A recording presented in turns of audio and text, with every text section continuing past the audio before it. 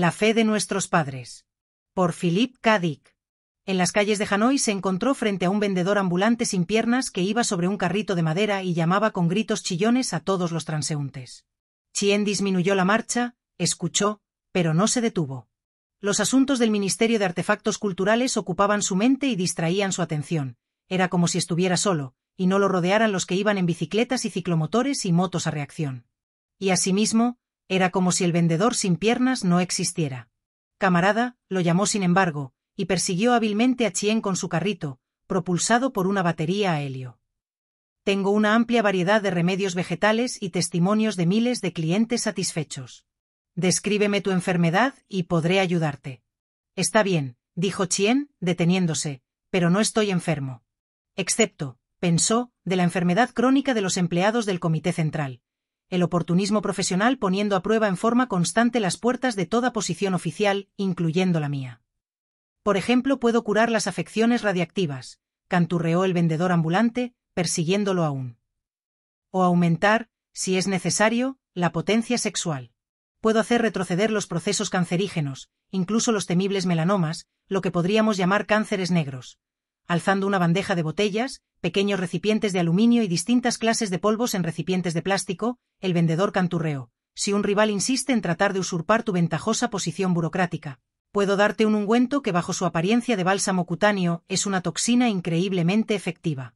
Y mis precios son bajos, camarada. Y como atención especial a alguien de aspecto tan distinguido como el tuyo, te aceptaré en pago los dólares inflacionarios de posguerra en billetes, que tienen fama de moneda internacional pero en realidad no valen mucho más que el papel higiénico. Vete al infierno, dijo Chien, y le hizo señas a un taxi sobre colchón de aire que pasaba en ese momento. Ya se había atrasado 3 minutos y medio para su primera cita del día, y en el ministerio sus diversos superiores de opulento trasero estarían haciendo rápidas anotaciones mentales, al igual que sus subordinados, que las harían en proporción aún mayor. El vendedor dijo con calma. Pero, camarada, debes comprarme. ¿Por qué?, preguntó Chien. Sentía indignación. Porque soy un veterano de guerra, camarada. Luché en la colosal Guerra Final de Liberación Nacional con el Frente Democrático Unido del Pueblo contra los imperialistas.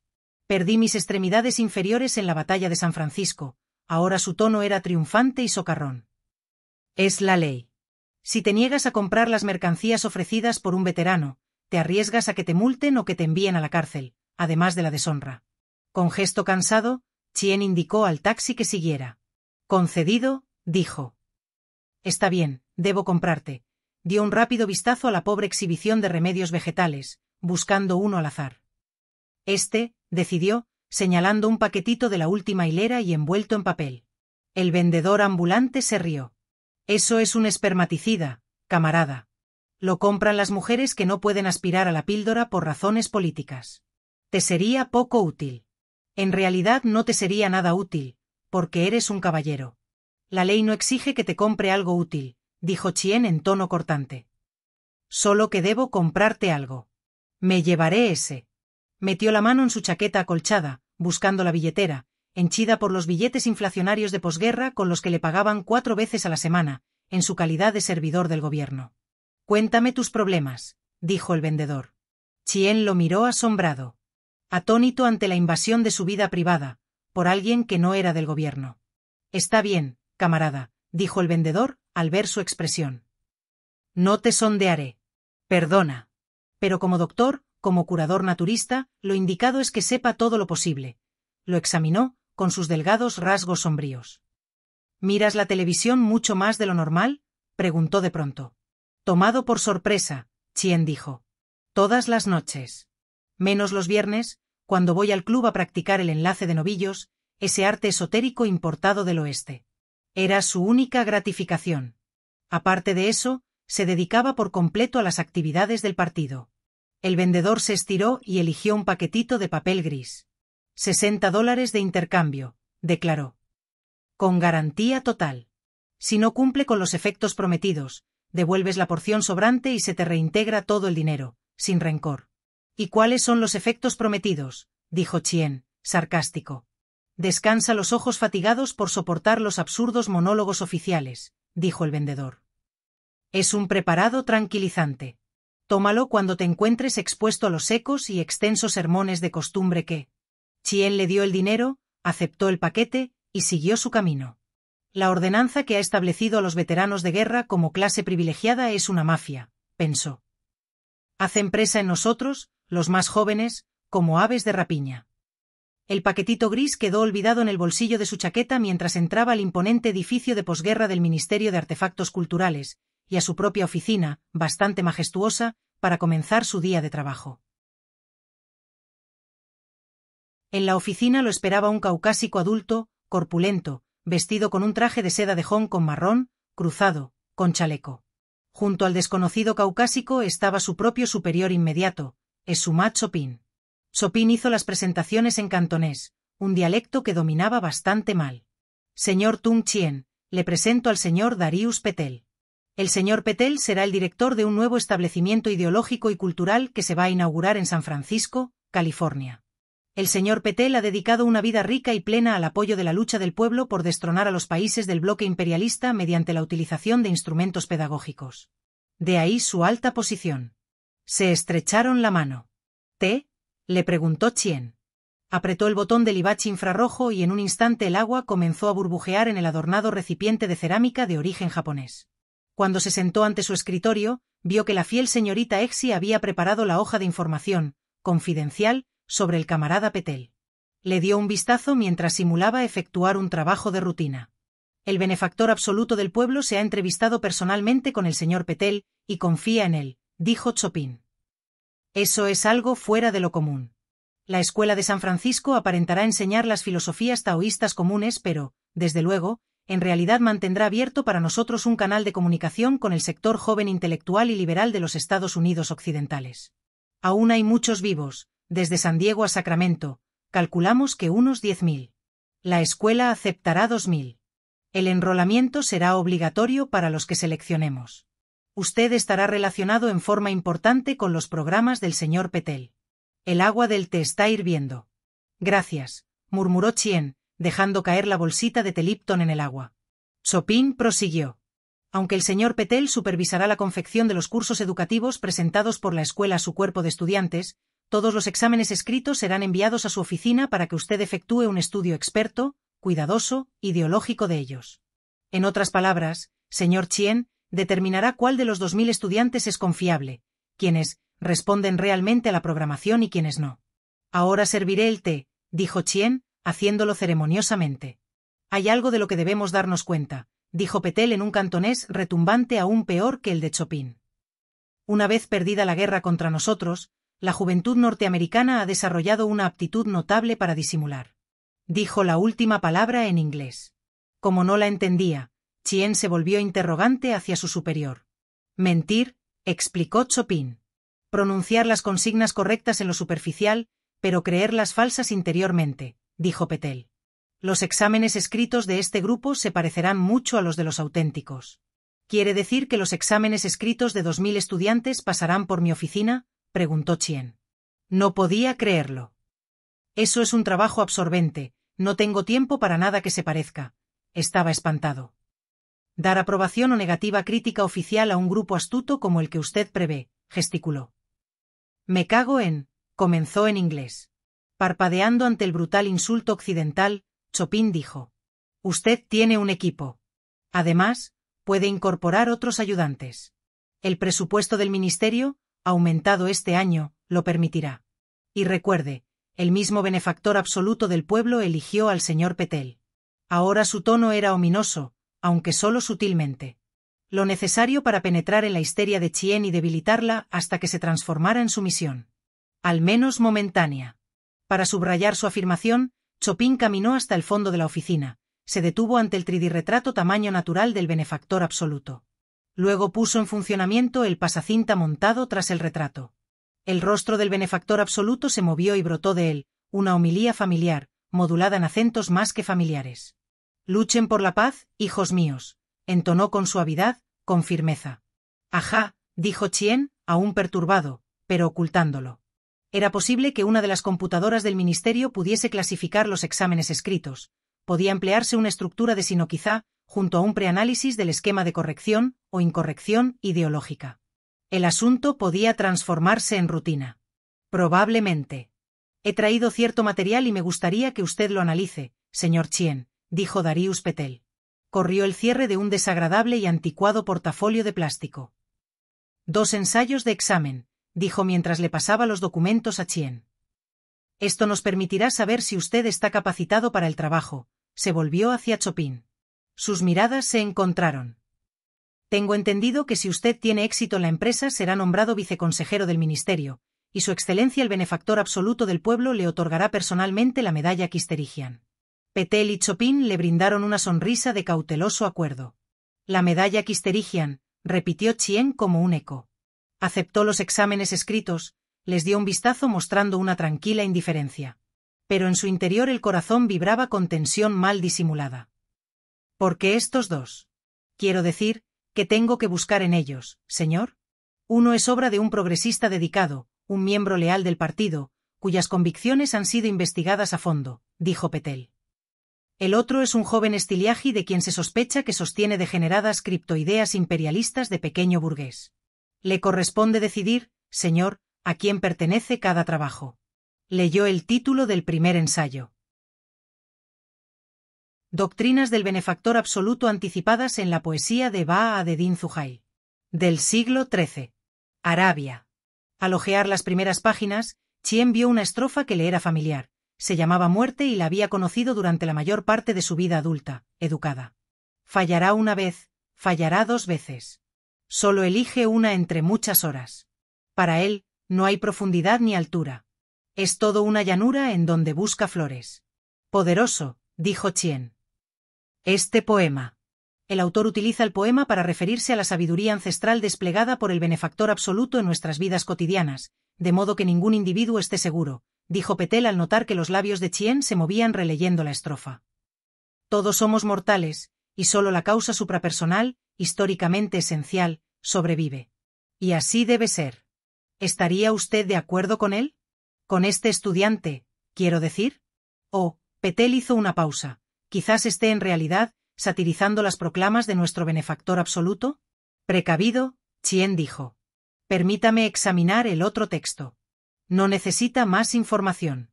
Decida. Vacilante, Chien dijo. Yo nunca había pensado en este poema de ese modo. Se sentía irritado. De todos modos, no es de Baha ad-Din Zuhail, forma parte de la recopilación Las 1001 noches. Sin embargo, es del siglo XIII, lo admito. Leyó con rapidez el texto que acompañaba al poema. Parecía ser un párrafo rutinario, poco inspirado, de clichés partidistas que él sabía de memoria. El ciego monstruo imperialista que segaba y absorbía, metáfora mixta, la aspiración humana, los cálculos del grupo antipartido aún en existencia en los Estados Unidos del Este.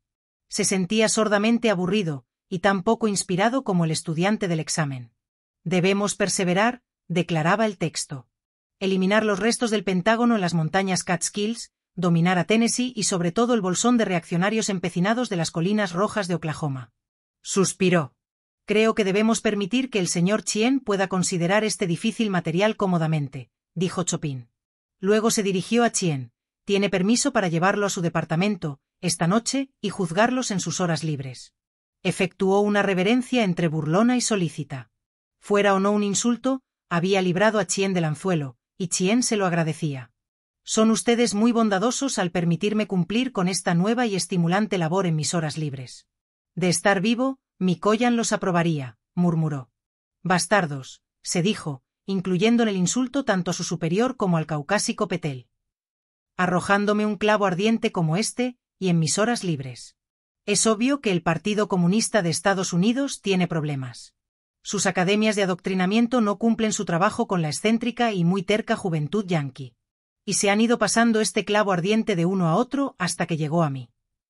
Gracias por nada, pensó con amargura. Esa noche, en su pequeño pero bien situado apartamento, leyó el otro examen, perteneciente a una tal Marion Culper, y descubrió que también trataba sobre un poema. Obviamente esto formaba parte de un curso de poesía, y no le gustó. Siempre le había molestado el uso de la poesía, o de cualquier arte, con propósitos sociales. De todos modos, repantigado en su mecedora de imitación de cuero, que mantenía erguida la columna vertebral, encendió un inmenso puro Cuesta Rey número 1 del mercado inglés y se puso a leer. La señorita Culper, autora del ensayo, Había escogido como texto un fragmento de un poema de John Dryden, el autor inglés del siglo XVII, los últimos versos de la célebre canción para el día de Santa Cecilia. Así, cuando la última y espantosa hora devore el decrépito espectáculo. La trompeta se oirá en lo alto. Los muertos vivirán, los vivos morirán, y la música hará que el cielo desafine. ¡Qué barbaridad!, pensó Chien ácidamente. ¿Debemos creer que Dryden anticipó la caída del capitalismo? ¿A eso se refería con el decrépito espectáculo? ¡Cielos! Se inclinó para coger su puro y descubrió que se había apagado. Hurgó en sus bolsillos, buscando el encendedor japonés. De pronto, el televisor lanzó un pitido desde el extremo del salón. «Ajá», pensó Chien. El líder va a dirigirnos la palabra. El benefactor absoluto del pueblo, desde Pekín, donde vive desde hace 90 años. O son 100. O como a veces lo llamamos, el asno. Que 10.000 capullos de abyecta pobreza voluntaria florezcan en vuestro patio espiritual, dijo el locutor. Con un gruñido, Chien se levantó e hizo la reverencia obligatoria de respuesta. Cada televisor estaba equipado con dispositivos de monitorización para confirmar a la Polsek, la policía de seguridad, que el dueño hacía la reverencia y miraba el programa. En la pantalla apareció un rostro claramente definido, los anchos, saludables y lozanos rasgos del líder del Partido Comunista de Oriente, hombre de 120 años que gobernaba sobre muchos hombres. Demasiados, pensó Chien. Al cuerno contigo, se dijo, y se instaló de nuevo en su mecedora, delante de la pantalla. Mis pensamientos, dijo el benefactor absoluto con voz matizada y lenta, están con vosotros, hijos míos. Sobre todo con Tung Chien de Hanoi, que se enfrenta a una dificultosa labor, una labor que enriquecerá al pueblo del Oriente Democrático y también a la costa oeste de Estados Unidos. Debemos pensar al unísono en este hombre noble y dedicado y en la tarea a la que se enfrenta. He decidido tomar algunos instantes de mi tiempo para honrarle y alentarle. ¿Estás escuchando, Chien? Sí, su grandeza, dijo Chien, y se preguntó cuántas probabilidades había de que el líder del partido lo hubiera escogido a él, esa noche en especial. La respuesta le hizo sentir un cinismo indigno de un camarada. No era convincente. Quizás esta transmisión se enviara solo a su edificio, o a esta ciudad. O quizá fuera una sincronización labial hecha en Hanoi Televisión. En todo caso debía escuchar, observar y asimilar. Lo hizo, siguiendo la práctica de toda una vida. Por fuera parecía rígidamente atento. Por dentro aún pensaba en los dos exámenes, preguntándose cuál era cuál. Dónde terminaba el devoto entusiasmo partidario y dónde comenzaba el sarcasmo. Costaba diferenciarlo, lo cual explicaba por qué le habían endilgado ese trabajo. De nuevo buscó su encendedor en los bolsillos. Encontró el sobrecito gris que le había vendido el veterano de guerra. Cielos, pensó, recordando cuánto le había costado. Dinero tirado. ¿Y para qué servía este remedio? Nada. Dio la vuelta al sobre y en el dorso vio un pequeño texto impreso. Bien, pensó, y comenzó a abrirlo con cuidado. Las palabras habían llamado su atención, pues ese era su propósito. ¿Fallas como miembro del partido y como humano? ¿Temes volverte obsoleto y ser arrojado a la pila de cenizas de la historia? Leyó el texto deprisa, sin prestarle demasiada atención, tratando de averiguar qué había comprado. Entretanto el benefactor absoluto seguía con su cháchara. El paquete contenía rapé.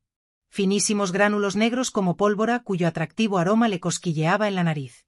Esta mezcla, descubrió, se llamaba Princes Special y era muy agradable.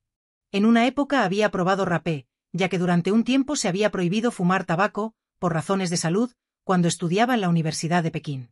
Estaba de moda, sobre todo las mezclas amatorias preparadas en Chungking, hechas de quien sabía qué. ¿Esto era lo mismo?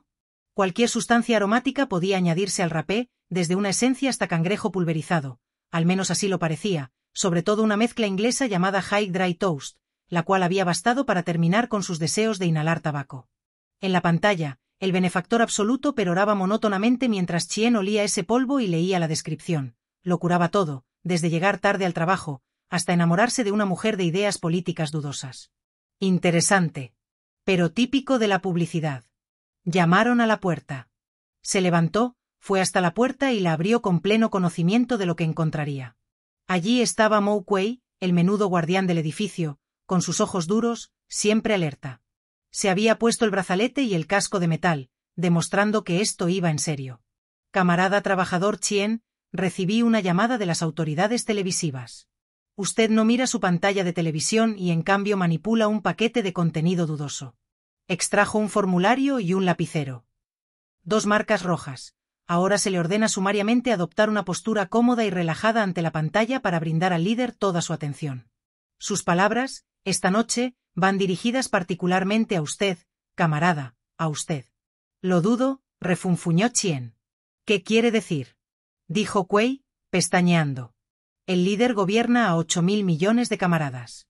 No va a escogerme a mí. Estaba furibundo. La precisión de la reprimenda del guardián lo irritaba. Pero lo oí claramente con mis propios oídos, dijo Kuei. Usted fue mencionado. Chien fue hasta el televisor y subió el volumen. Pero ahora está hablando de los fracasos en la India popular. Eso no es relevante para mí. Todo lo que declara el líder es relevante. Mo Kuei trazó una nueva marca en el formulario, se inclinó formalmente y se alejó. Vine aquí a reprocharle su indolencia porque me llamaron de la central. Obviamente ellos consideran que su atención es importante. Debo ordenarle que active su circuito de grabación automática de transmisiones y reproduzca los fragmentos anteriores del discurso del líder. Chien le hizo una pedorreta y cerró la puerta. De vuelta al televisor, pensó. Al lugar donde pasamos nuestras horas de ocio. Y allí estaban los 2 exámenes. Esto también lo agobiaba. Y en mi tiempo libre, pensó airadamente. Al cuerno con ellos. Que se pudran. Caminó hacia el televisor, dispuesto a apagarlo. Una luz roja de advertencia le informó que no tenía permiso para apagar el televisor. No podía deshacerse de ese discurso ni de esa imagen, ni siquiera si lo desenchufaba. Los discursos obligatorios, pensó, nos matarán, nos enterrarán. Si pudiera estar libre del ruido de los discursos, libre de la algarabía del partido, que ladra mientras persigue a la humanidad. Pero ninguna ordenanza conocida le impedía consumir rapé mientras miraba al líder. Abrió el paquete gris y descargó un montículo de gránulos negros en el dorso de su mano izquierda. Luego, con experiencia, se llevó la mano a las fosas nasales y aspiró, introduciendo el rapé en la nariz. Imagina esa vieja superstición, pensó. Que las cavidades nasales están conectadas con el cerebro, y por ende, una inhalación afecta directamente al córtex cerebral. Sonrió, volvió a sentarse, fijó la mirada en la pantalla y el individuo gesticulante que todos conocían tan bien. El rostro se encogió y desapareció, al igual que el sonido. Tenía delante un vacío. La pantalla estaba en blanco y el altavoz emitía un tenue susurro. El maldito rapé, pensó. Inhaló ávidamente el resto del polvo que tenía en la mano, introduciéndolo en las cavidades nasales y en el cerebro, o al menos tuvo esa sensación. Hundió la nariz en el rapé, absorbiéndolo con euforia. La pantalla permaneció en blanco hasta que paulatinamente se formó y se consolidó otra imagen. No era el líder. No era el benefactor absoluto del pueblo, ni siquiera era un rostro humano. Era una construcción mecánica, hecha de circuitos de transistores, con pseudópodos ondulantes, lentes y altavoz. El altavoz empezó a arengarlo con un zumbido estrepitoso. Miró fijamente. ¿Qué es esto?, se preguntó. ¿Realidad? No, alucinación. El vendedor ambulante encontró algunas drogas psicodélicas usadas durante la Guerra de Liberación. Está vendiendo esa mercancía y yo he tomado un poco. No, he tomado mucho. Fue a trompicones hasta el videófono, marcó el número de la división de Polsek más cercana al edificio. Deseo denunciar a un traficante de drogas alucinógenas, dijo. Su nombre, camarada, y su dirección, respondió un eficiente, atento e impersonal burócrata de la policía. Dio la información y regresó tambaleándose a la mecedora de imitación de cuero, para presenciar nuevamente la aparición que había en la pantalla de televisión. Esto es letal, pensó. Debe de ser algún preparado desarrollado en Washington o Londres, mucho más fuerte y extraño que el LSD-25 que arrojaron con tan buenos resultados en nuestros tanques de agua. Y pensé que me libraría del peso de los discursos del líder. Esto es mucho peor, esta monstruosidad electrónica de plástico y metal que gira y escupe y parlotea. Esto es aterrador. Tener que enfrentarme a ello el resto de mi vida. Los 2 agentes de Polsek tardaron 10 minutos en llamar a la puerta. Para entonces, la imagen del líder había regresado gradualmente a la pantalla, reemplazando a esa espantosa construcción artificial que agitaba sus pseudópodos y hablaba sin cesar. Recibió a los 2 policías, y temblando los condujo a la mesa donde había dejado el resto del rapé. Una toxina psicodélica, masculló. De escasa duración. La corriente sanguínea la absorbe directamente a través de los capilares nasales. Les diré dónde la conseguí, quién me la dio, todo eso. Aspiró profundamente. La presencia de la policía era reconfortante. Los agentes esperaron con los lapiceros preparados. En el trasfondo, el líder seguía con su discurso incesante. Como lo había hecho 1000 noches antes en la vida de Tung Chien. Pero nunca será igual, pensó, no para mí. No después de inhalar ese rapé casi tóxico. ¿Eso era lo que ellos querían? Qué raro, pensar en ellos. Raro, pero acertado. Titubeó al dar los detalles. Pensó en escatimar información para que la policía no encontrara a ese sujeto. Un vendedor ambulante, empezó a decir. No sé dónde, no recuerdo. Pero recordaba. Recordaba la intersección exacta. Al fin, con inexplicable mala gana, se lo dijo todo. Gracias, camarada Chien. El jefe del equipo de policía recogió el resto del rapé, del que quedaba la mayor parte, y lo guardó en el bolsillo de su pulcro y planchado uniforme. Lo haremos analizar cuanto antes y le informaremos de inmediato si se requieren precauciones médicas. Algunas de esas sustancias psicodélicas de la guerra terminaban por ser fatales, como sin duda habrá leído. Lo he leído, convino. Había pensado específicamente en eso. Buena suerte y gracias por avisarnos, dijeron ambos policías al marcharse. A pesar de su eficiencia, el asunto no pareció inquietarlos. Era evidente que se trataba de una denuncia rutinaria. El informe del laboratorio llegó pronto, asombrosamente pronto, dada la vasta burocracia estatal. Le llegó por videófono, antes de que el líder hubiera terminado su discurso. No es alucinógeno, le informó el técnico de Polsek. ¿No? Preguntó intrigado. Curiosamente, no sintió el menor alivio. En absoluto. Al contrario. Es una fenotiacina, que como sin duda usted sabe es antialucinógena. Una alta concentración por gramo de mezcla, pero inofensiva. Puede bajar la presión sanguínea o provocar somnolencia. Probablemente robada de un almacén de suministros médicos de la guerra, abandonado por los bárbaros en retirada. Yo no me preocuparía. Chien colgó el videófono lentamente. Se acercó hasta la ventana de su apartamento, una bonita vista de otros rascacielos de Hanoi, para pensar. Sonó el timbre de la puerta. Como en trance, cruzó el salón enmoquetado para abrir. Había una muchacha con un impermeable color tostado y un pañuelo sobre el cabello oscuro, lustroso y largo. ¿Camarada Chien? Preguntó con voz tímida. ¿Tung Chien, del ministerio? Él la dejó entrar con cautela y cerró la puerta. Usted ha monitorizado mi videófono, le dijo. Era solo una sospecha, pero algo le decía que no se equivocaba. ¿Se llevaron el resto del rapé? La muchacha miró a su alrededor. Espero que no. Hoy en día es difícil de conseguir. El rapé es fácil de conseguir, dijo él. La fenotiacina no. ¿A eso se refiere? La muchacha alzó la cabeza y lo estudió con sus enormes ojos oscuros. Sí, señor Chien, ella parecía insegura, todo lo contrario de los agentes de Polsek. Cuénteme lo que vio. Para nosotros es muy importante confirmarlo. ¿Tuve alguna opción? Preguntó él, con sorna. Sí, en efecto. Eso es lo que nos confunde. No salió como habíamos planeado. No lo entendemos. No concuerda con ninguna teoría. Con ojos aún más oscuros e interrogantes, dijo, ¿era esa forma espantosa y acuática? ¿Esa cosa viscosa y dentuda, la criatura extraterrestre? Por favor, dígamelo. Tenemos que saberlo. Respiraba agriadamente, con esfuerzo, y el impermeable tostado subía y bajaba. Él se sorprendió al observar ese ritmo. Una máquina, dijo. Ella asintió vigorosamente. Entiendo. Un organismo mecánico que en nada se parece a un humano. No una imitación, ni algo construido para parecerse a un hombre. Eso no se parecía a un hombre. Ni siquiera intentaba hablar como un hombre, pensó. Usted entiende que no era una alucinación. Se me informó oficialmente que tomé fenotiacina. Es todo lo que sé, respondió Chien con parquedad. No quería hablar sino oír. Oír lo que esa muchacha podía decirle.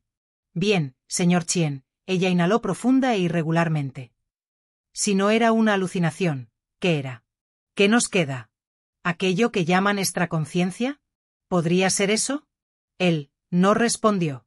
Dándole la espalda, recogió con desgana los 2 exámenes y les echó un vistazo, sin hacerle caso, esperando el próximo intento. Ella olía a lluvia de primavera, a dulzura y agitación. Había belleza en su olor y su aspecto. Y en sus palabras, pensó. Tan diferente de los embarados discursos que oímos por televisión, que vengo oyendo desde mi infancia. Al ingerir estelacina, dijo jadeante, algunos ven una aparición, otros ven otra. Usted ingirió estelacina, señor Chien. Sin embargo, existen diferencias claras, no hay una variedad infinita. Algunos ven lo que usted vio, lo llamamos el chirriante. Otros ven un horror acuático, el borbollón. Y luego está el ave, y el tubo trepador y, se interrumpió. Existen otras reacciones que son poco reveladoras, para nosotros, al menos. Continuó, titubeante. En cuanto a lo que le ha sucedido, señor Chien, nos gustaría que se uniera al grupo de los que ven lo que usted ve. El grupo rojo. Queremos saber qué es realmente, gesticuló con sus dedos largos y suaves. No puede ser todas esas manifestaciones.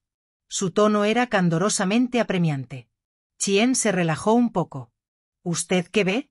Le preguntó. Formo parte del grupo amarillo. Yo veo una tormenta. Un torbellino ululante y tenaz. Lo arranca todo de cuajo, aplasta apartamentos construidos para durar un siglo. Sonrió vagamente. El triturador. 12 grupos en total, señor Chien. 12 experimentos totalmente distintos, todos con las mismas fenotiacinas, todas con el líder hablando por televisión. Mejor dicho, esa cosa. Le sonrió. Tenía las pestañas largas, quizás alargadas artificialmente, y una mirada seductora, incluso confiada. Como si pensara que él sabía algo o podía hacer algo. Mi deber de ciudadano es denunciarla, dijo al fin. No hay ley sobre esto. Estudiamos documentos judiciales soviéticos antes de encontrar gente para distribuir la estelacina. No tenemos mucha.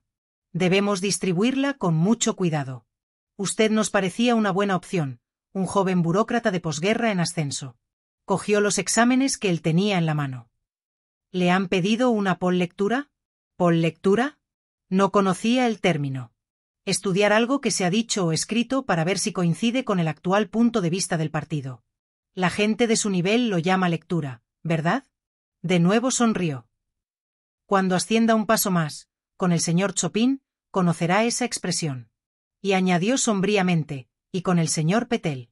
Él también está muy arriba. Señor Chien, no hay escuela ideológica en San Francisco. Estos exámenes son falsos y están diseñados para que ellos puedan realizar un análisis exhaustivo de su ideología política, señor Chien. ¿Ha podido distinguir cuál de ellos es el ortodoxo y cuál el herético? Hablaba con voz de duendecillo pícaro. Si elige mal, su incipiente carrera quedará frenada. Si elige bien. ¿Usted sabe cuál es cuál? Sí. Tenemos dispositivos de escucha en las oficinas de Chopin. Monitorizamos su conversación con el señor Petel, que no es el señor Petel sino el inspector Yad Crane de Polsek. Quizás haya oído hablar de él. Actuó como asistente principal del juez Borlavsky en el juicio por crímenes de guerra de Zúrich, en el 98. Entiendo, dijo Chien con dificultad. Eso lo explicaba todo. Mi nombre es Tanya Lee, dijo la muchacha. Él no dijo nada. Se limitó a asentir, demasiado pasmado para pensar. Técnicamente, soy una empleada menor de su ministerio, dijo la señorita Lee. Sin embargo, usted jamás se ha topado conmigo, que yo recuerde. Tratamos de obtener puestos donde sea posible. Tan alto como sea posible. Mi jefe. ¿Es prudente que me cuente esto? Chien señaló el televisor, que seguía encendido. ¿No estarán vigilando? Hemos introducido un factor ruido en la salida de vídeo y audio de este edificio. Tardarán casi 1 hora en localizar la interferencia.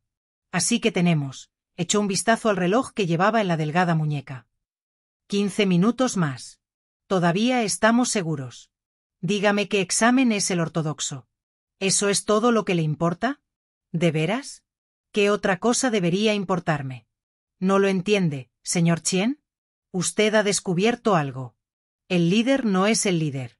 Es otra cosa, pero aún no sabemos qué. Señor Chien, con el debido respeto.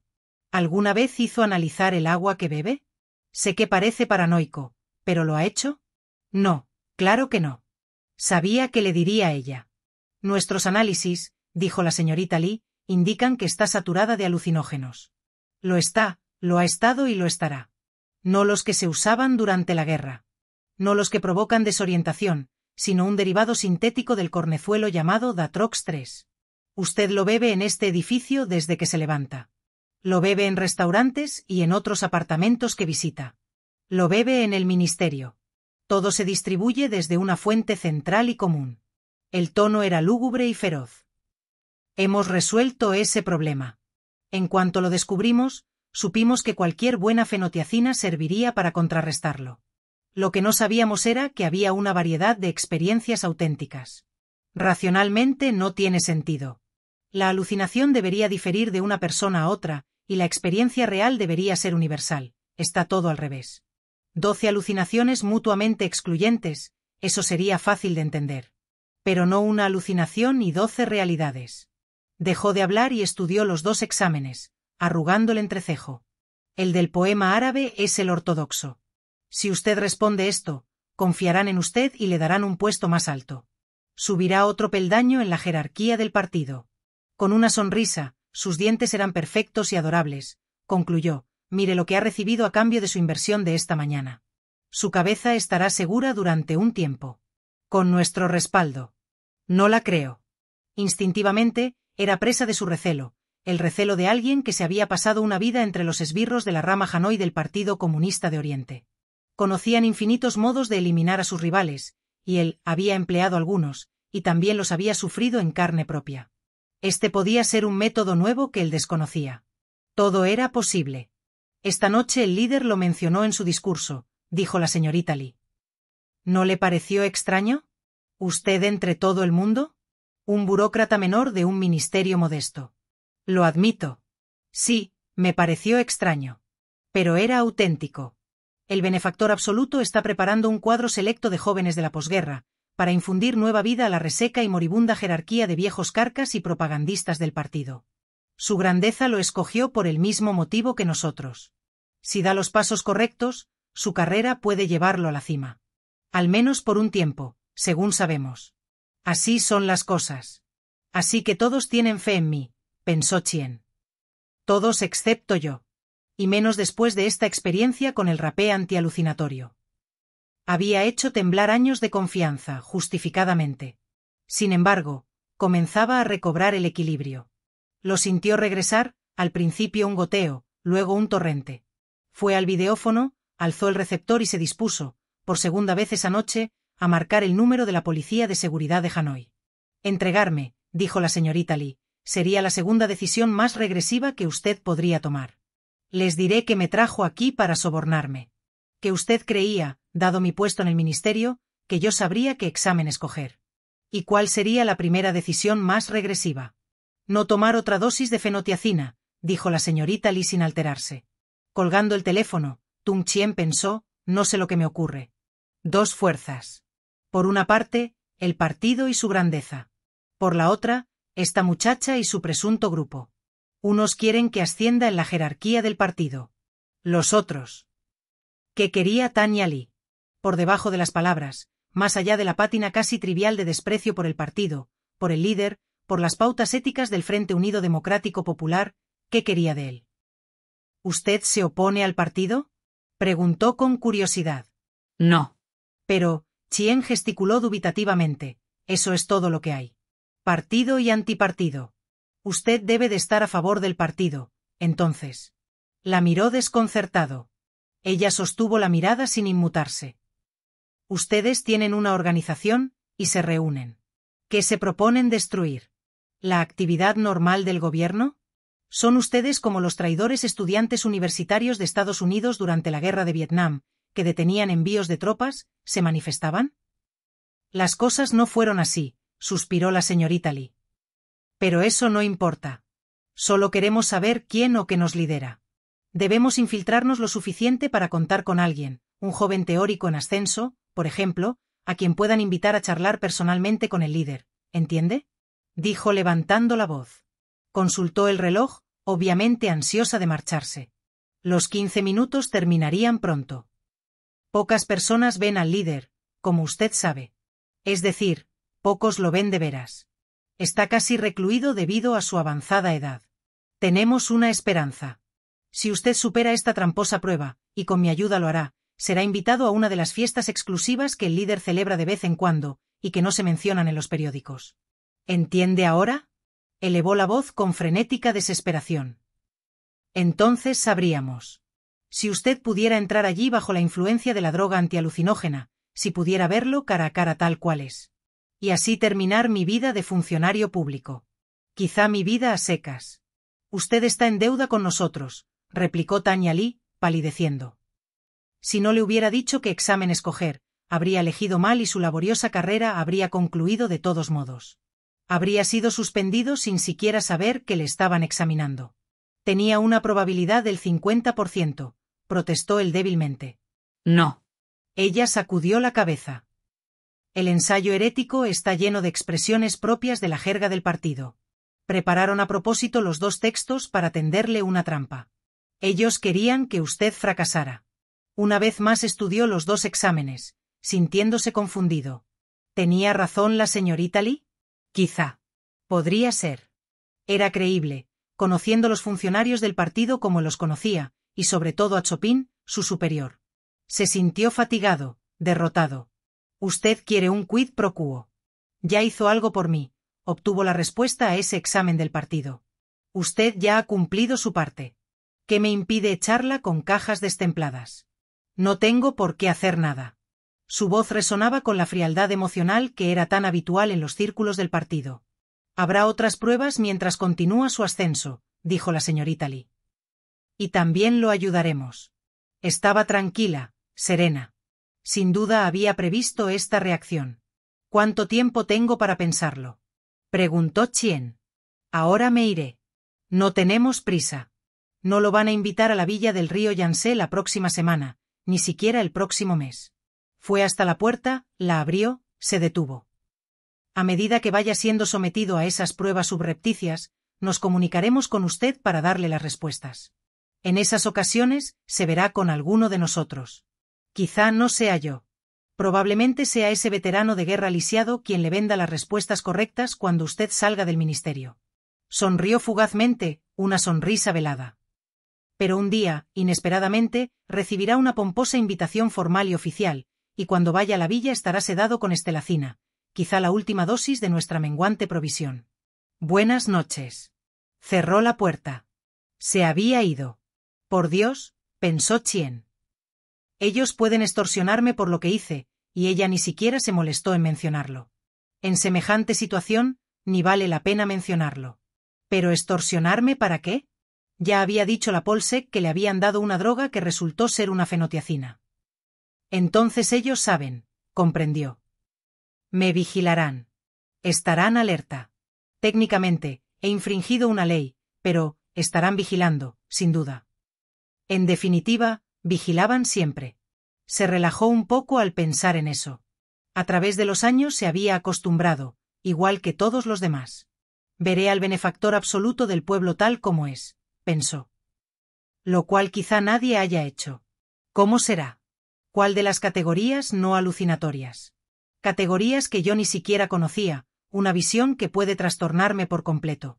¿Cómo podré soportar la velada, mantener la compostura, si es como la forma que vi en la pantalla de televisión? ¿El triturador, el chirriante, el ave, el tubo trepador, el borbollón o algo peor? Se preguntó en qué consistirían las otras visiones, y desistió de esa especulación. No llevaba a ninguna parte y era demasiado angustiante. A la mañana siguiente Chopin y Darius Petel se reunieron con él, en su oficina. Ambos estaban tranquilos pero expectantes. Sin decir nada, él les entregó uno de los exámenes. El ortodoxo, con su breve y conmovedor poema árabe. Este es obra de un dedicado miembro del partido, o aspirante a ello, declaró Chien. Golpeó las hojas restantes. El otro es basura reaccionaria. Manifestó un acceso de furia. A pesar de una superficial. De acuerdo, señor Chien, dijo Petel, moviendo la cabeza. No es preciso entrar en detalles. Su análisis es correcto. ¿Oyó que el líder lo mencionó en su discurso de anoche? Por supuesto. Entonces sin duda ha inferido que nuestro proyecto es de suma importancia. El líder le ha echado el ojo, eso está claro. De hecho, se ha comunicado conmigo para hablarme de usted. Petel abrió su abultado maletín y hurgó en su interior. Perdí esa maldita cosa. De todos modos, miró de soslayo a Chopin, quien asintió con un leve gesto. Su grandeza desea que usted se presente para cenar en la villa del río Yangtze, el próximo jueves por la noche. La señora Fletcher, sobre todo, agradecería. ¿La señora Fletcher?, preguntó Chien. ¿Quién es la señora Fletcher? Después de una pausa, Chopin dijo en tono adusto. La esposa del benefactor absoluto. Cuyo nombre, que por supuesto usted jamás oyó, es Thomas Fletcher. Es un hombre blanco, explicó Petel. En sus orígenes pertenecía al Partido Comunista de Nueva Zelanda. Participó en la difícil toma del poder allí. Esta noticia no es estrictamente secreta, pero tampoco se ha difundido a voz en cuello. Titubeó, jugando con su reloj de cadena. Quizás sea mejor que se olvide de ello. Por cierto, en cuanto lo conozca, verá que es un hombre blanco. Como muchos de nosotros. La raza no tiene nada que ver con la lealtad al líder y al partido, señaló Chopin. Como indica nuestro señor Petel. Pero su grandeza, pensó Chien, conmocionado. En la pantalla de televisión no parecía ser occidental. En televisión, balbuceó. La imagen, interrumpió Chopin, está sometida a una serie de habilidosos ajustes con propósitos ideológicos. La mayoría de las personas que ocupan altos cargos son conscientes de ello. Miró con dureza a Chien. Con que todos están de acuerdo, pensó Chien. Lo que vemos todas las noches no es real. ¿Pero hasta qué punto es irreal? ¿Lo es total o parcialmente? Estaré preparado, dijo con voz tensa. Y pensó, ha habido un fallo. La gente que Tania representa no estaba preparada para que me invitaran tan pronto. ¿Dónde está el antialucinógeno? ¿Puede conseguírmelo o no? Quizá no, a tan corto plazo. Curiosamente, se sentía aliviado. Comparecería en presencia de su grandeza con la posibilidad de verlo como ser humano, verlo como él, y todos los demás lo veían en televisión. Sería una cena estimulante y jovial, con algunos de los miembros del partido más influyentes de Asia. Creo que podré prescindir de la fenotiazina, pensó. Y se sintió aún más aliviado. Ela, aquí por fin, dijo de pronto Petel sacando un sobre blanco del maletín. Su invitación. El jueves por la mañana volará a la villa del líder en sinocohete. Allí el oficial de protocolo lo instruirá sobre la conducta que se espera de usted. Será ropa formal, con smoking, pero la atmósfera será cordial. Siempre hay muchos brindis. Yo ya he asistido a un par de estas reuniones. El señor Chopin todavía no ha tenido ese honor. Arrugó la cara en una sonrisa. Pero, como dicen, todo llega para quien sabe aguardar.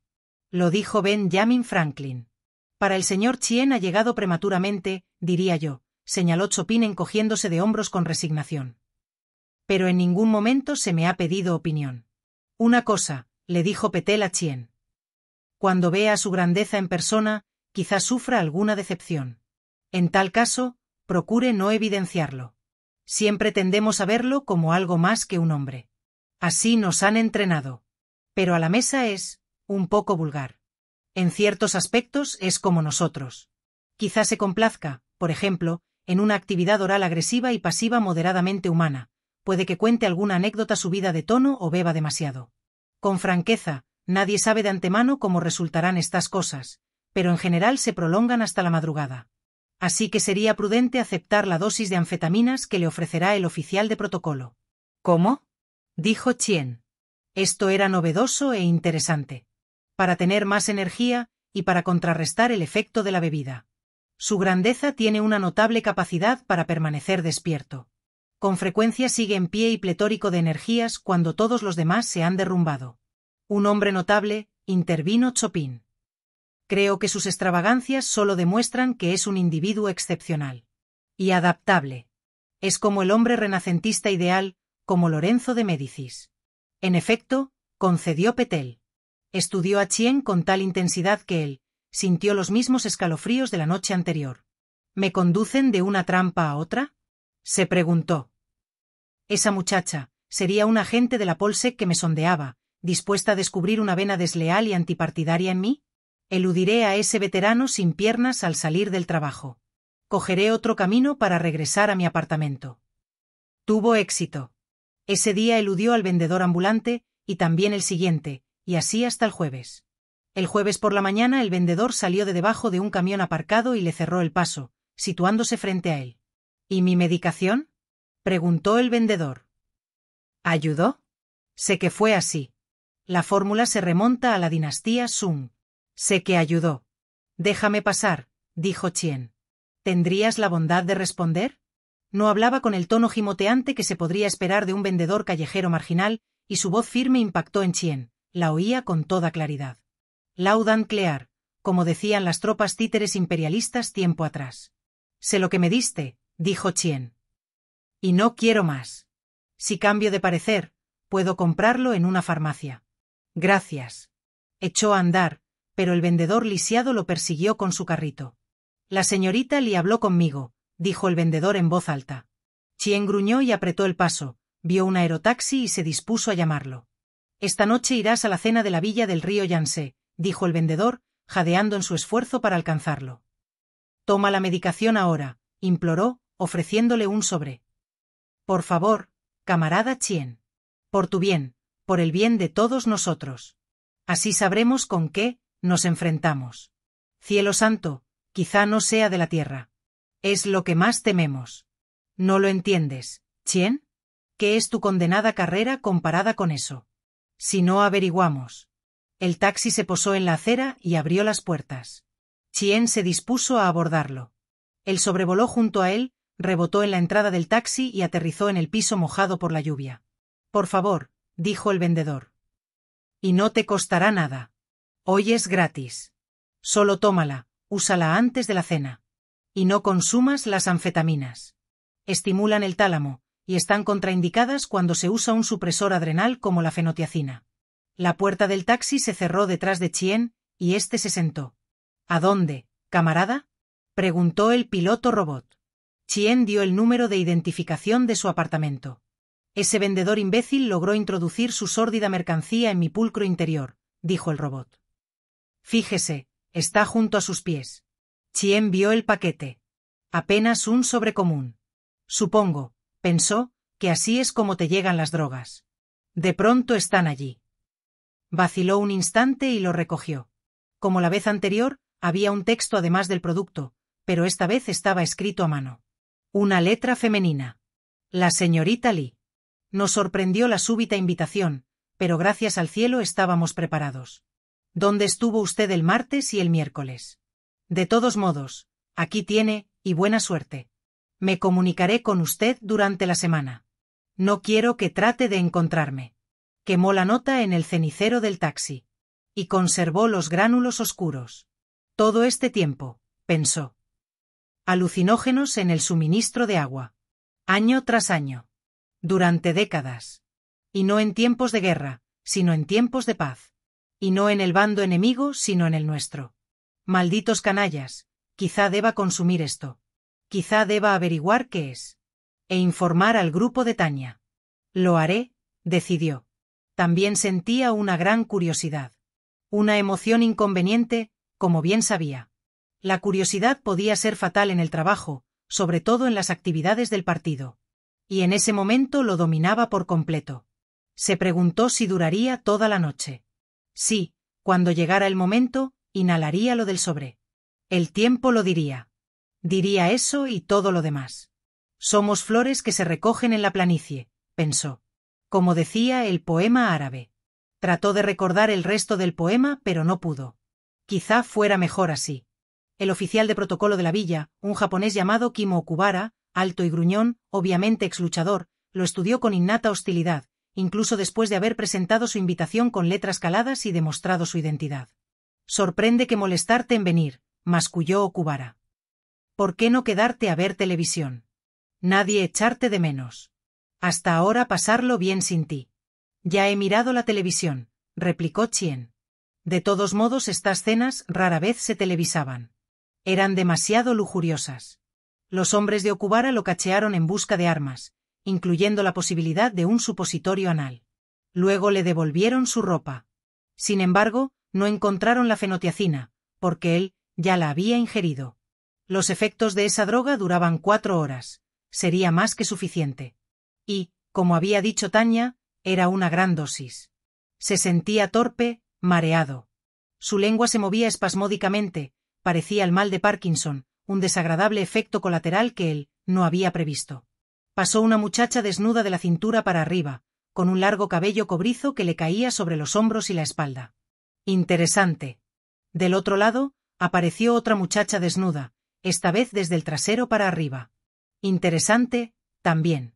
Ambas muchachas parecían ausentes y aburridas, y totalmente dueñas de sí. Tú también entrar como ellas, le dijo Okubara. Entendí que era con smoking, dijo Chien, sobresaltado. Broma, dijo Okubara. A costa tuya. Solo las chicas ir desnudas. Divertirte, a menos que ser homosexual. Bien, pensó Chien, será mejor que me guste. Se mezcló con los demás invitados, que usaban smoking como él, o vestido largo, si eran mujeres, y se sintió incómodo, a pesar del efecto tranquilizador de la estelacina. ¿Por qué estoy aquí?, se preguntó. Comprendía la ambigüedad de su situación. Estaba ahí para promover su carrera en el aparato del partido, para obtener la íntima y personal aprobación de su grandeza. Y también estaba ahí para desenmascarar a su grandeza como un fraude. No sabía qué clase de fraude, pero así era, un fraude contra el partido, contra todos los pueblos democráticos y pacíficos de la tierra. Irónico, pensó. Y siguió mezclándose con los demás. Una muchacha de pechos pequeños, brillantes y luminosos, se le acercó para pedirle fuego. Con movimiento lento sacó su encendedor. ¿Qué es lo que hace brillar tus pechos?, le preguntó. ¿Inyecciones radiactivas? Ella se encogió de hombros y siguió de largo sin responder. Evidentemente no había sido una pregunta atinada. Quizás sea una mutación de la guerra, pensó. ¿Bebidas, señor? Un criado le ofreció una bandeja. Él cogió un martini, que estaba de moda entre las clases altas del partido en la China popular. Saboreó la bebida helada y seca. Buen gin inglés, se dijo. O quizás era el compuesto holandés original, enebro o lo que fuera. No estaba mal. Siguió caminando, sintiéndose mejor. De hecho, la atmósfera le resultaba agradable. Los invitados irradiaban confianza. Habían triunfado y ahora podían distenderse. La noción de que la cercanía de su grandeza producía angustia neurótica era un mito. No veía indicios de ella, y él no la sentía. Un hombre mayor, corpulento y calvo lo detuvo apoyándole la copa en el pecho. Esa criatura menuda que te pidió fuego, dijo el hombre mayor, riendo entre dientes. La de pechos navideños. Era un muchacho vestido de mujer. Aquí debes andarte con cuidado. ¿Dónde se encuentran las mujeres auténticas?, preguntó Chien. ¿Usan smoking? No vas desencaminado, dijo el hombre mayor, y se alejó con una turba de invitados hiperactivos, dejando a Chien a solas con su martini. Una mujer alta, guapa y elegante apoyó la mano en el brazo de Chien. Él sintió que los dedos de la mujer le apretaban el brazo. Aquí viene su grandeza. Para mí es la primera vez. Estoy un poco asustada. ¿Mi pelo está bien? Sí, dijo Chien con aprobación, y siguió la mirada de la mujer, buscando su primera visión del benefactor absoluto. Lo que cruzaba la sala, dirigiéndose a la mesa del centro, no era humano. Tampoco era una construcción mecánica. No era lo que él había visto en televisión. Evidentemente eso era solo un artilugio para los discursos, del mismo modo que Mussolini había usado un brazo artificial para saludar durante los largos y tediosos desfiles. Dios, pensó, y sintió náuseas. ¿Esto era lo que Tanya Lee había llamado el horror acuático? No tenía forma. Ni pseudópodos, de carne o metal. En cierto sentido ni siquiera estaba allí. Cuando Chien lograba mirarla directamente, la forma desaparecía. Podía ver a través de ella, veía la gente que estaba al otro lado, pero no la forma. Pero si movía la cabeza y miraba de soslayo, podía determinar sus límites. Era atroz, arrasador. Al desplazarse sorbía la vida de cada persona, una cada vez, devoraba a la gente agrupada, seguía su camino, devoraba de nuevo y devoraba más con un apetito incesante. Odiaba. Chien podía sentir ese odio. Detestaba a todos los presentes. Más aún, Chien compartía ese sentimiento. De pronto, Chien y todos los que estaban presentes en la gran villa eran babosas crispadas, y la criatura se detenía con delectación en todos sus cadáveres, pero siempre iba directamente hacia él. ¿O eso era una alucinación? Si es una alucinación, pensó Chien, es la peor que he tenido. Si no lo es, es una realidad maligna. Es una cosa maligna que mata y destruye. Vio los restos de mujeres y hombres pisoteados y triturados, vio que trataban de recomponerse, de arreglar sus cuerpos mutilados, oyó que intentaban hablar. Sé quién eres, pensó Tung Chien. Tú, el jefe supremo de la estructura mundial del partido. Tú, que destruyes cada objeto viviente que tocas. Veo ese poema árabe, veo que buscas las flores de la vida para devorarlas. Te veo en la planicie que para ti es la tierra, una extensión chata sin colinas ni valles. Vas a cualquier parte, apareces en cualquier momento, devoras cualquier cosa, modelas la vida y la engulles, y disfrutas con ello. Eres Dios, pensó. Chien, dijo la voz, pero sonaba dentro de su cabeza en vez de salir del espíritu sin boca que se perfiló delante de él. Me alegra verte de nuevo. Tú, no sabes nada. Lárgate. No tengo interés en ti. ¿Por qué debería interesarme la baba? Baba. Estoy sumergido en ella, debo excretarla, y eso hago. Podría destruirte. Incluso puedo destruirme a mí mismo. Hay piedras filosas debajo de mí. Desparramo cosas filosas y puntiagudas en el cieno. Hago que los escondrijos, los lugares profundos, hiervan como un cuenco. Para mí el mar es como un ungüento. Los copos de mi carne están unidos a todo. Tú eres yo. Yo soy tú. No hay diferencia, del mismo modo que no importa si la criatura de pechos luminosos es varón o hembra. Tú podrías aprender a gozar de ambos. Chien no podía creer que le hablara a él. No podía ni imaginar que lo hubiera escogido. Era demasiado terrible. Os he escogido a todos, dijo la voz. Nadie es demasiado pequeño, cada cual cae y muere y yo estoy allí para observar. No necesito hacer nada salvo observar. Es automático. Fue dispuesto de este modo. Dejó de hablar y se disgregó. Pero Chien aún lo veía. Sentía su presencia múltiple. Era una esfera que colgaba en el salón, con 50.000 ojos, 1.000.000 de ojos, miles de millones. Un ojo por cada cosa viviente mientras esperaba que cada cosa cayera, y luego pisaba cada cosa viviente y caída. Para esto había creado las cosas, y Chien comprendió. Lo que en el poema árabe parecía la muerte no era la muerte sino Dios. Mejor dicho, Dios era la muerte, era una fuerza, un cazador, una entidad caníbal, y fallaba algunas veces pero, disponiendo de toda la eternidad, podía permitirse el lujo de fallar. Ambos poemas, comprendió, también el de Dryden. El decrépito desfile, ese es nuestro mundo, por obra tuya. Lo distorsionas para que sea así, nos tuerces. Pero al menos, pensó, aún tengo mi dignidad. Con dignidad dejó el vaso, se dio la vuelta y caminó hacia las puertas de la sala. Traspuso las puertas y recorrió un largo pasillo enmoquetado. Un criado vestido de rojo le abrió una puerta. Se encontró en la oscuridad de la noche, en una veranda, a solas. No. A solas no. Esa cosa lo había seguido. ¿O había llegado antes? Sí, lo estaba esperando. Aún no había terminado con él. Allá voy, dijo Chien. Se lanzó hacia la barandilla. Estaba a 6 pisos de altura, y allá abajo relucían el río y la muerte, no lo que decía el poema árabe. Cuando Chien iba a saltar, la criatura lo sujetó por un hombro. ¿Por qué? Preguntó Chien. Pero se detuvo. Intrigado. Sin entender. No te arrojes por mí, dijo la criatura. No podía verla porque se había puesto detrás de él. Pero la prolongación que le tocaba el hombro cobró la forma de una mano humana. La criatura rió. ¿Cuál es la gracia? Preguntó Chien, vacilando sobre la barandilla, sostenido por la pseudomano. Estás haciendo el trabajo por mí. No esperas. ¿No tienes tiempo para esperar? Te seleccionaré entre los demás. No tienes por qué acelerar el proceso. ¿Y si lo hago? Por repulsión a ti. La cosa rió. No respondió. Ni siquiera respondes, dijo Chien. Tampoco esta vez recibió respuesta. Se alejó de la barandilla. La presión de la pseudomano cedió. ¿Tú fundaste el partido? Preguntó Chien. Yo fundé todo. Fundé el antipartido, y el partido que no es un partido, y a sus simpatizantes y opositores, los que llamas imperialistas yanquis, los reaccionarios, y así sucesivamente. Lo fundé todo. Como si fueran hojas de hierba. ¿Y estás aquí para disfrutarlo? Lo que quiero es que me veas tal como soy, como me has visto, y luego confíes en mí. ¿Qué? Preguntó Chien con voz trémula. ¿Que confíe en ti para qué? ¿Crees en mí? Sí, puedo verte. Entonces vuelve a tu trabajo en el ministerio.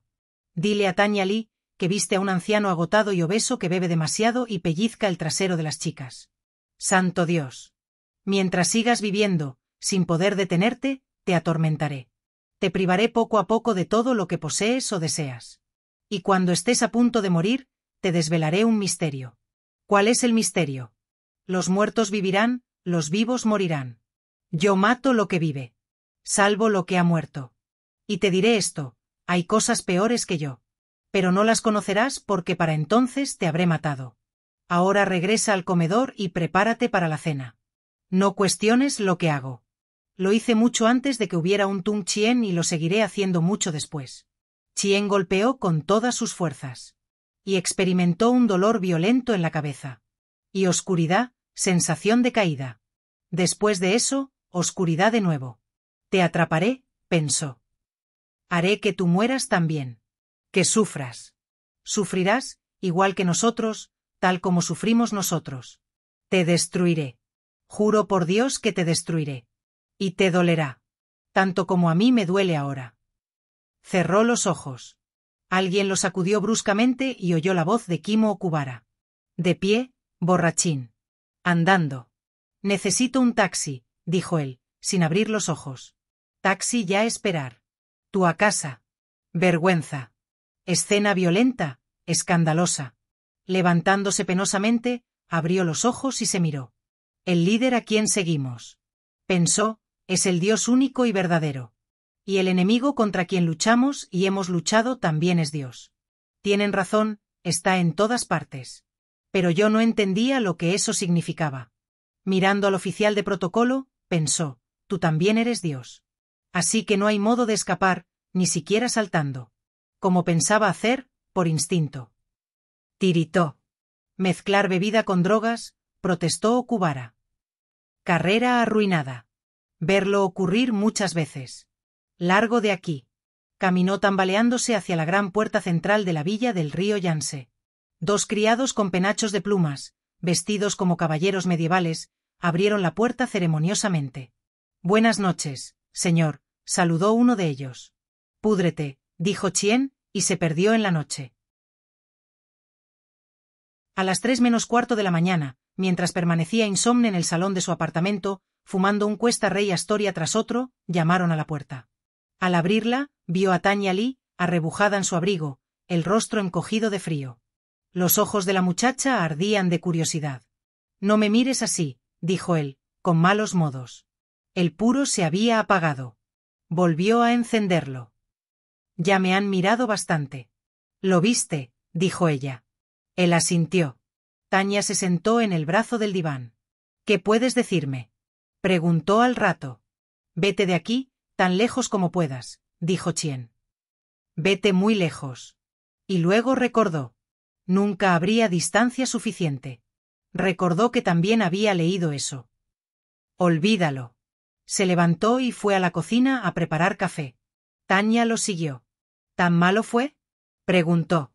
No se puede ganar, dijo él. Tú, no puedes ganar. Yo no me incluyo. No estoy en esto. Solo quería hacer mi trabajo en el ministerio y olvidarlo. Olvidar este condenado asunto. ¿No es de la tierra? No. ¿Es hostil hacia nosotros? Sí. Bueno, no. Ambas cosas. Ante todo es hostil. Entonces debemos. Vete a casa. Vete a dormir. Chien la miró con atención. Había permanecido sentado largo rato y había cavilado mucho. Sobre muchas cosas. ¿Estás casada? Ahora no. En otro tiempo sí. Quédate conmigo esta noche. El resto de esta noche, al menos. Hasta que salga el sol. La parte nocturna es espantosa.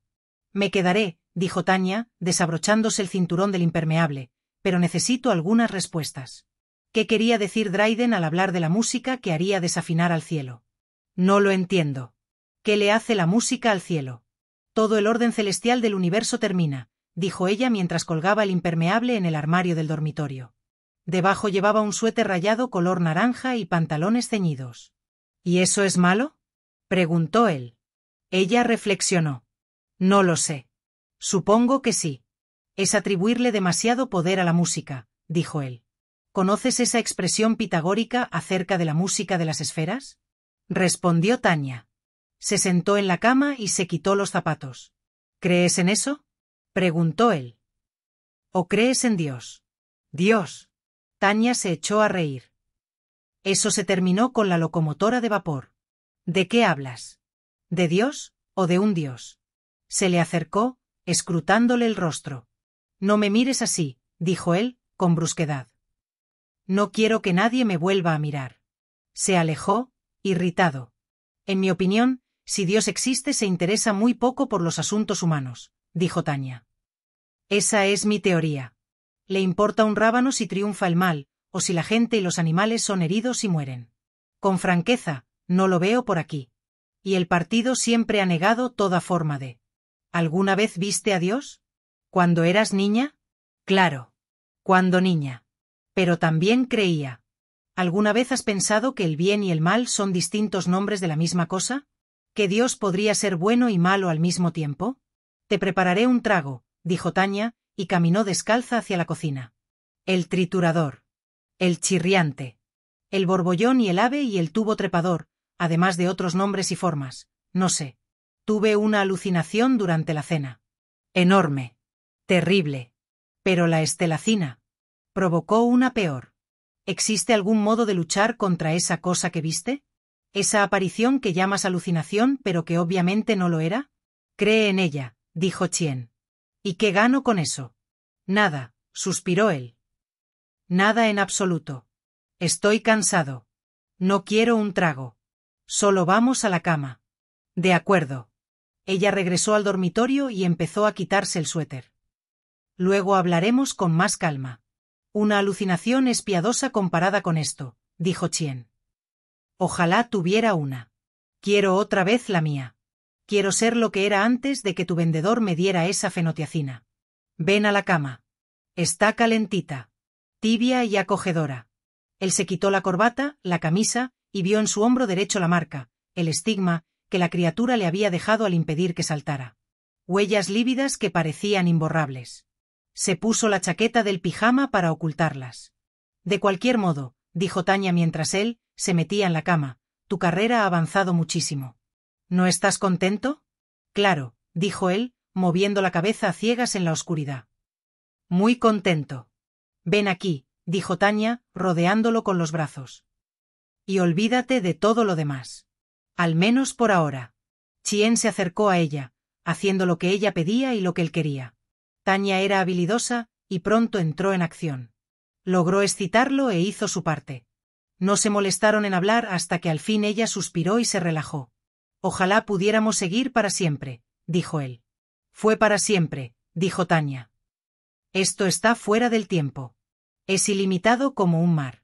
Es el modo en que éramos en tiempos cámbricos, antes de migrar a tierra. Son las antiguas aguas primarias.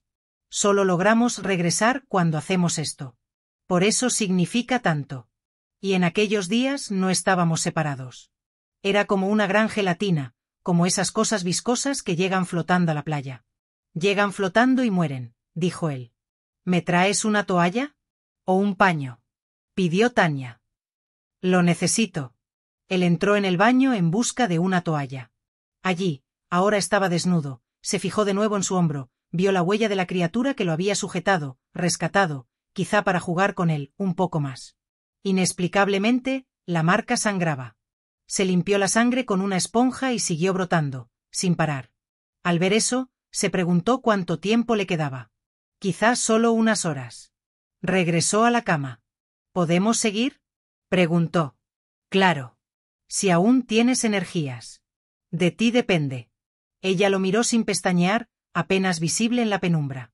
Aún tengo, dijo él, y la abrazó.